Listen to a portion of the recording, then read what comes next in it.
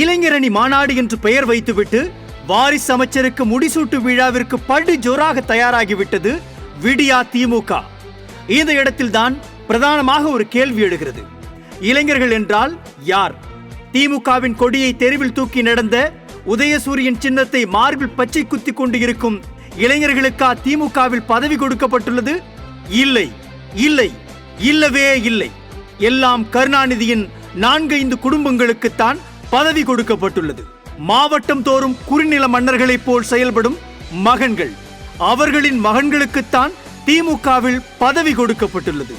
இதற்குத்தான் திமுக என்கிற ஒரு கட்சியை பேரறிஞர் அண்ணா தொடங்கினாரா? இந்த இடத்தில் ஒரு வரலாற்றை நினைவுபடுத்த கடமைப்பட்டுள்ளது உரிமை குரல். திமுக ஆரம்பிக்கப்பட்ட போது அதன் முதல் கூட்டத்திலேயே தம்பி வா, தலைமையேற்க வா என்று நெடுஞ்செழியனை பார்த்து பேரறிஞர் அண்ணா அழைத்தார். அப்படிப்பட்ட ஒரு இயக்கத்தை இன்று என்ன நிலைக்கு கொண்டு வந்து நிறுத்தியுள்ளீர்கள்? கருணாநிதியின் மகன் ஸ்டாலின் தலைவர், அவருக்கு அடுத்து உதயநிதி, அவருக்கு அடுத்து இன்பநிதிக்கு தலைவர் பதவி என்று கீழ்த்தரமான அரசியலை கட்டமைத்து ஒரு இயக்கத்தை நடத்தி கொண்டிருப்பவர்களுக்கு இளைஞரணி மாநாடு ஒரு கேடா என்று உடன்பிறப்புகளே கேள்வி கேட்கும் நிலைதான் இன்று உள்ளது. இதற்குத்தான் ஒரு மாநாடா?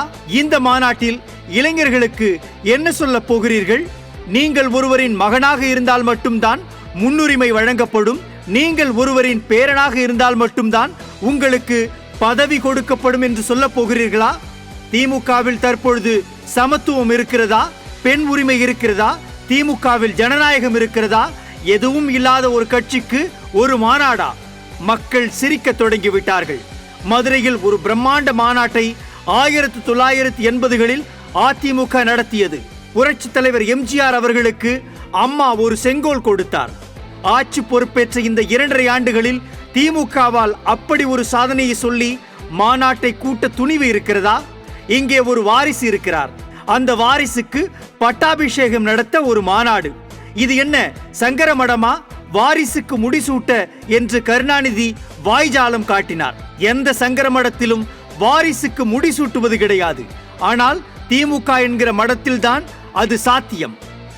இவ்வளவு சுயநலத்துடன் ஒரு மாநாட்டை நடத்த அது உரிமை மீட்பு மாநாடு என்று பெயர் வேறு வைத்துள்ளார்கள்.